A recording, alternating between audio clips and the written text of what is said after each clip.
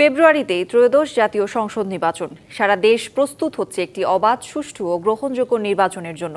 কি ভাবছেন সাধারণ মানুষ থেকে শুরু করে আগামীর জনপ্রতিনিধিরা? সে কথা জানাতে ডিবিসি নিউজের ইলেকশন এক্সপ্রেস ছুটে যাচ্ছে সব সংসদীয় আসনে। আজ সারাদিন ছিল সংসদীয় আসন ৪৪, চাঁপাইনবাবগঞ্জ ২ এবং সংসদীয় আসন ৪৫, চাঁপাইনবাবগঞ্জ ৩-এ।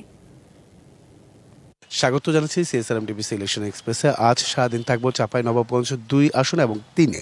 আমি ঘর থেকে বের হইতে না পারলেও মানুষ ঘর থেকে বের হয়ে তাদের প্রয়োজন পূরণের জন্য আমার কাছে এসেছে এবং আমি সেই সব প্রয়োজনগুলো মানুষের পূরণ করার জন্য চেষ্টা করেছি এবং সফল হয়েছি আলহামদুলিল্লাহ। বিভিন্ন ধর্মীয় প্রতিষ্ঠান, মসজিদ, মাদ্রাসা, মন্দির এইগুলোর কাজ করেছি। এতে মানুষের আস্থা তৈরি হয়েছে। এলাকার উন্নয়নের জন্য জামাতের প্রার্থী ডক্টর মিজানকে তারা চাই। আমি দল করে জাতীয়তাবাদী, কিন্তু সেবা করেছি আমি সব দলের লোকের, এবং আমাদের সংখ্যালঘুর মতো আমি বলিনি কোনোদিন। তাদেরকে বলেছি তারা আমাদের এই দেশি মানুষ। এই সৎ কাজের জন্যই আমি আশা করছি যে নাচল, গমাস্তাপুর, ভোলাহাটবাসী আমার এই ৩৮ বছরের সততার সাথে যে কাজ করেছি তাদের কাছে আমি তার দক্ষতায় তারা প্রমাণ দিবে যে আমাকে তারা এমপি হিসাবে পেতে চাই। ৫ই আগস্টের আগে যত ধরনের আন্দোলন সংগ্রাম এবং ১৯ সাল থেকে আমি ১৯ সালের পর থেকে আমি মনোনয়ন প্রত্যাশা করছি চাঁপাই ৪৪-২ আসন থেকে। এবং ইতিপূর্বেও আমি একটা পৌরসভা মেয়রের নির্বাচন করেছিলাম।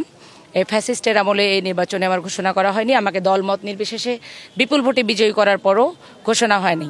আর আমি দলের সাথে সবসময় সম্পৃক্ত আছি এবং দলের কাজকর্ম করছি। এই দলটি যা বাংলাদেশ জাতীয়তাবাদী দল চাঁপাইনবাবগঞ্জে যেদিন প্রতিষ্ঠিত হয় সেদিন থেকে আমি দলের সাথে জড়িত। চাঁপাইনবাবগঞ্জের যে ৫-৭ জন গুরুত্বপূর্ণ ভূমিকা পালন করেছে চাঁপাইনবাবগঞ্জ বিএনপি গঠন করার ক্ষেত্রে, তার মধ্যে আমি একজন।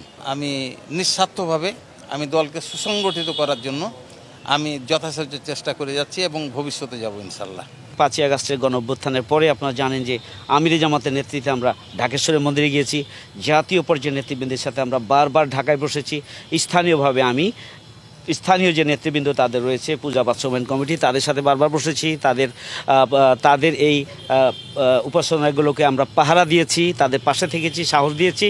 একসাথে আমরা চলতে চাই। এটা বিশেষ করে ভিন্ন ধর্মাবলম্বী যারা, তাদের অন্তরে বিশ্বাস তৈরি হয়েছে। ৯৬ সাল থেকে এই পর্যন্ত জামাত ইসলাম চাঁপাইনবাবগঞ্জ জেলাতে একটি সিটও পায়নি এবং ভোটের ব্যবধান ছিল প্রায় অর্ধেকেরও বেশি। এবার কি হবে? এবার যেটা হবে সেটা তাই হবে। তাদের ভোট ৫৭ থেকে ৬০,০০০, বিএনপির ভোট ১,৩০,০০০ থেকে ১.৫ লক্ষ। সো এরকমই হবে, এর বাইরে কোনো কিছু হবে না। জামাত ইসলাম যে কনসেপ্ট নিয়ে রাজনীতি করে যে আল্লাহর আইন, সৎলোকের শাসন এবং কোরআনের আইন চালু করবে, সেখান থেকে কোরআনের আইন থেকে তারা ছিটকে পড়েছে।